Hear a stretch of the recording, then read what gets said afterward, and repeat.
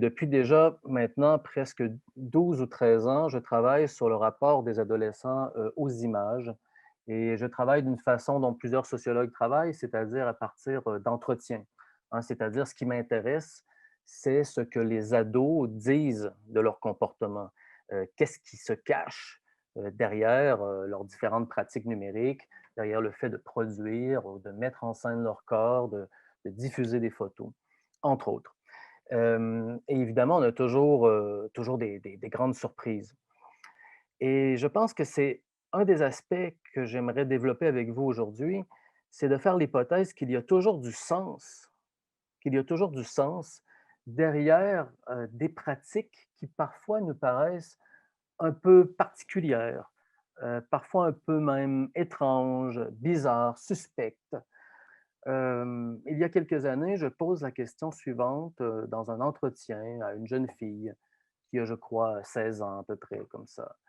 Et je lui demande tout simplement: «As-tu déjà pris un risque avec un selfie?» Elle me dit: «J'ai pris un risque avec un selfie» et j'ai des hypothèses. La première, c'est vous vous dites: «OK, elle a pris un selfie dans un endroit, un peu particulier, par exemple au bord d'une autoroute ou au bord d'une rame de métro. Et elle était tellement omnibulée par elle-même qu'elle a pris un risque, hein. Elle aurait pu se faire frapper, elle aurait pu avoir un accident. Deuxième hypothèse, elle a envoyé ou diffusé un selfie qui n'était pas vraiment un selfie. C'est-à-dire, c'est une photo dans laquelle, soit qu'elle montrait son visage dans une situation compromettante, par exemple éméché après une soirée festive, où elle montrait une partie de son corps, qui commençait à être problématique et elle aurait pris un risque. Et elle me regarde et elle me répond ceci, elle dit: «Oui, j'ai déjà pris un risque avec un selfie, la première fois que j'ai pris un selfie en public. La première fois que j'ai osé tourner l'appareil vers moi, devant mes amis, pour leur montrer que j'avais autant de valeur qu'elles, que je pouvais faire ce geste, eh bien, j'ai eu l'impression de prendre un grand risque.» Alors, c'est un premier exemple juste pour vous sensibiliser au fait que le sens et l'importance accordée aux pratiques numériques par les ados se situent souvent dans des endroits où on ne l'entend pas. Et le problème, c'est qu'il y a souvent un grand décalage entre, j'ai envie de dire, l'importance symbolique accordée par ces adolescents à certaines pratiques, voire l'investissement émotif des ados dans ces pratiques numériques de production de l'image d'une part, et de l'autre côté, une tendance des adultes à ne pas percevoir, voire à invalider l'importance que ces pratiques peuvent avoir. Alors, la question qu'on peut se poser, c'est mais pourquoi finalement ces pratiques sont si importantes? Pourquoi ces réseaux sociaux numériques ont rapidement été investis par les plus jeunes? Pourquoi ils ont été intéressants et pourquoi ces ados ont été intéressés? Alors, il existe dans la recherche, on le voit depuis déjà plusieurs années, un lien très, très fort entre les modalités de formation de l'identité et l'usage des réseaux sociaux numériques et la production d'images. C'est-à-dire qu'il existe une connivence entre la manière dont on devient adulte au 21e siècle et les offres faites par les réseaux sociaux numériques. Alors, ce détour est vraiment important. C'est-à-dire que si je vous pose la question, comment devient-on adulte au 21e siècle? On devient adulte par expérimentation. Alors, qu'est-ce que ça veut dire devenir adulte par expérimentation? Ça veut dire que on est de plus en plus souvent en tant que jeune devant un monde inconnu, devant un monde incertain. De plus en plus, on va vers des univers professionnels qui ne sont pas nécessairement ceux de nos parents. Et donc, ces jeunes sont face non pas à une perte de repères, comme parfois on le dit, mais à une pluralité de repères. C'est-à-dire qu'il y a une pluralité de modèles qui existent. Et on leur demande de faire des choix. On leur dit, faites des choix et devenez adulte, devenez qui vous voulez, entre guillemets. Alors la question, c'est comment faire des choix? Comment faire des choix? Eh bien, l'expérimentation est une manière d'avancer tranquillement sur le chemin de l'autonomisation. C'est-à-dire, on fait des tests, on fait des essais, on ne s'engage pas trop, on pose des questions. Prenons un exemple concret. Vous vous posez des questions sur la féminité ou sur la masculinité. Vous avez 13 ans. Qu'est-ce qu'un homme? Qu'est-ce qu'une femme?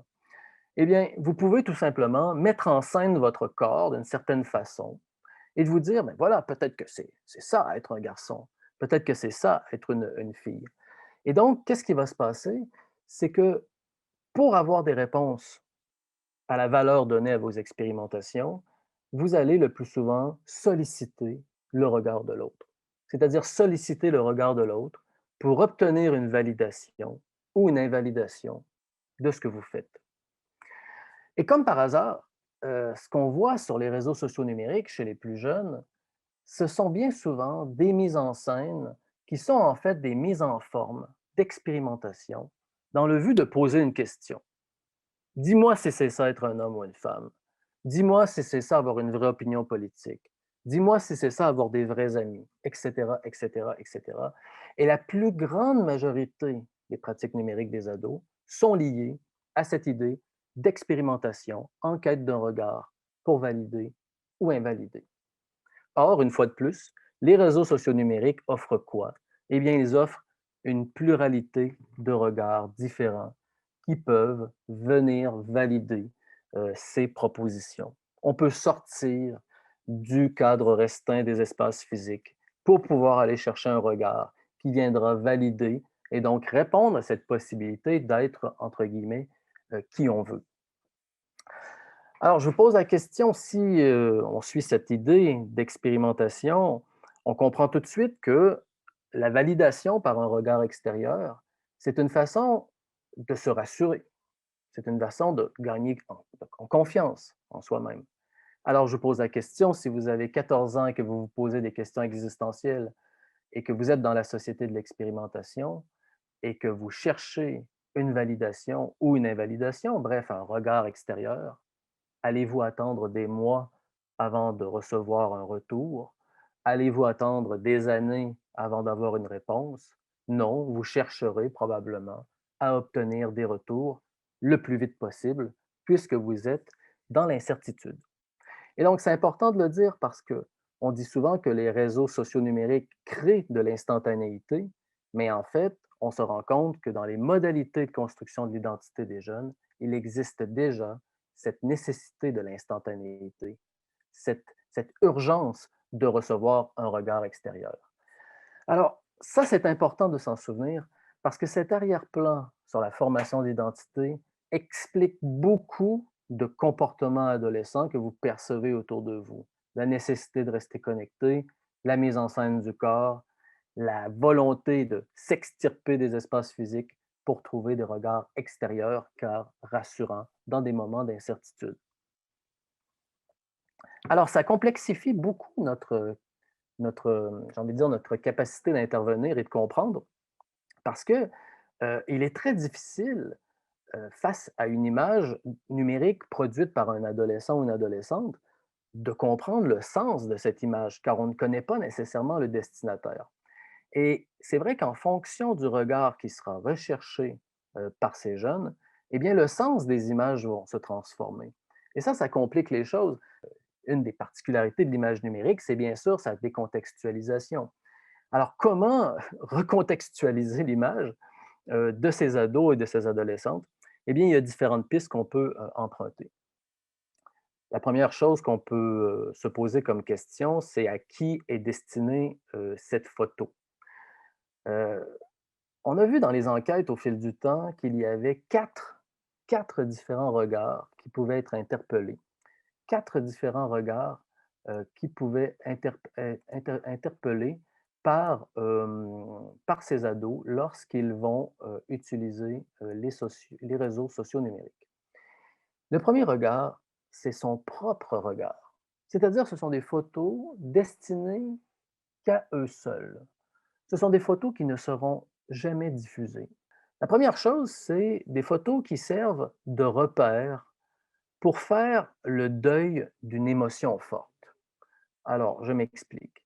Ce sont des jeunes qui racontent avoir vécu un conflit, un moment difficile, un moment émotionnellement intense, et qui ont à ce moment pris une photo. Par exemple, conflit avec les parents, dispute avec le meilleur ami, rupture amoureuse, et qui nous racontent prendre une photo qui, pour eux, vont venir symboliser la colère, la tristesse, le désespoir. Et ensuite, ces photos qu'ils conservent évidemment dans leur smartphone vont être revues périodiquement avec cette idée de vérifier si la photo réanime toujours la même colère, la même tristesse, le même désespoir. Et on nous explique que ces photos deviennent en fait des repères pour faire le deuil de l'émotion vécue. Une autre type d'image que les adolescents vont produire parfois pour eux-mêmes, ce sont des photos intimes. C'est-à-dire, ce sont des jeunes qui nous ont raconté prendre des photos d'eux, hein, dans tous les sens, des photos de leur corps, dans l'intimité, pour les regarder, pour se mesurer, pour s'évaluer. Et ce qu'on nous dit à ce moment-là, c'est que c'est une façon de se préparer à la confrontation au regard de l'autre dans l'intimité. C'est-à-dire, imaginons quelqu'un, un jeune garçon, une jeune fille, qui s'apprête à avoir un moment intime pour la première fois avec un partenaire, un petit copain, une petite copine. La photo sert ici d'intermédiaire. Vous voyez, il y a une forme de prise de risque qui est anticipée. Je vais me retrouver dans l'intimité avec l'autre et donc je me prépare symboliquement en imaginant ce que l'autre voit de moi. Ça, c'est le premier regard, c'est son propre regard. Mais il existe aussi des photos, évidemment, qui sont produites pour une personne précise, une personne significative, un autrui significatif. Ça peut être la best friend, le meilleur ami, ça peut être évidemment le petit copain, la petite copine, ça peut être aussi parfois un groupe restreint, de personnes. Alors ici, on est dans un autre cas de figure, hem et pour le développer, je vais prendre l'exemple des nudes ou l'exemple des sextos. Bon, on dit plus trop sexto maintenant, mais des nudes, donc ces photos à caractère érotique, ou pornographique, produits par soi-même, et destinés, à un tiers, donc à une personne, désignée.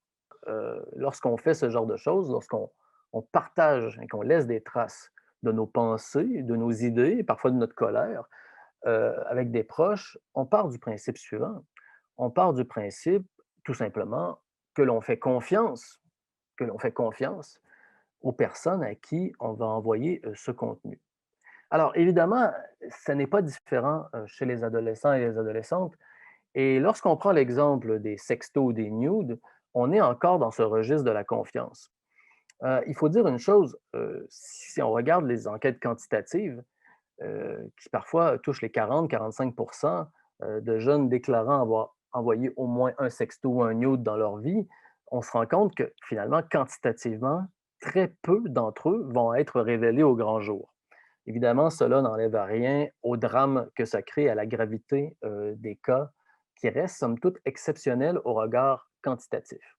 Les nudes sont utilisés dans le cadre de l'entrée dans une relation romantique, hein. Ce sont des nouveaux rituels de partage de l'intimité ou au sein d'un couple qui va avancer lentement sur le chemin de l'intimité, hein, toujours en créant ces intermédiaires avant de se confronter au regard de l'autre dans l'intimité.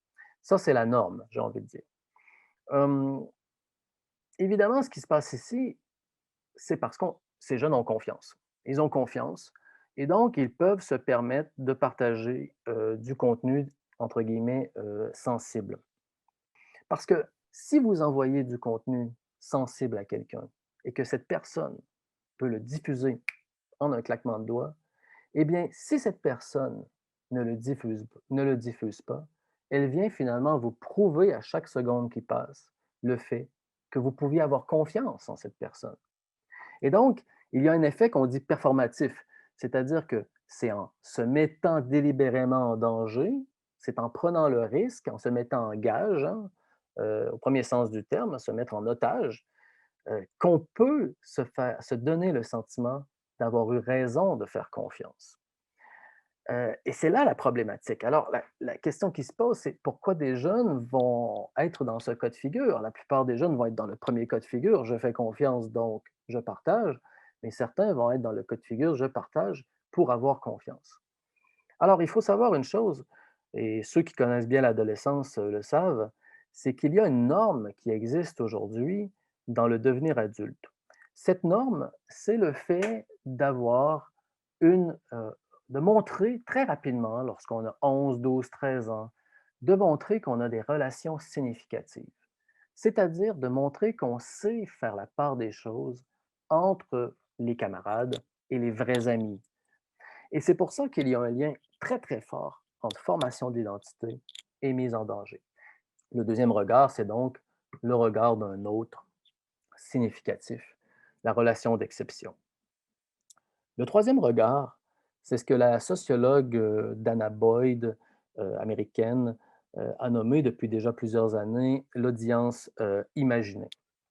Alors, l'audience imaginée, c'est évidemment le regard des murs, des stories. C'est le regard d'une audience dont on connaît approximativement le périmètre. Hein. On ne sait pas exactement qui nous voit. On sait qu'on peut être vu, mais on ne sait jamais qui exactement a vu le contenu, notamment du fait du nombre. C'est que le nombre est au service de la relation significative. Le nombre est au service de la relation de qualité. Vous affichez publiquement, au regard du plus grand nombre, des relations d'exception. J'ai un nouveau petit copain. Alors, je montre que j'ai une relation d'exception.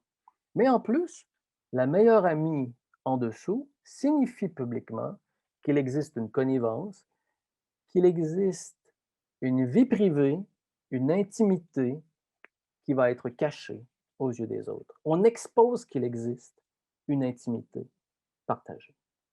Et ça, c'est la norme. C'est-à-dire que le nombre est le plus souvent utilisé comme un témoin approximatif pour venir valider, du point de vue évidemment de l'imaginaire, les relations significatives qui seront exposées.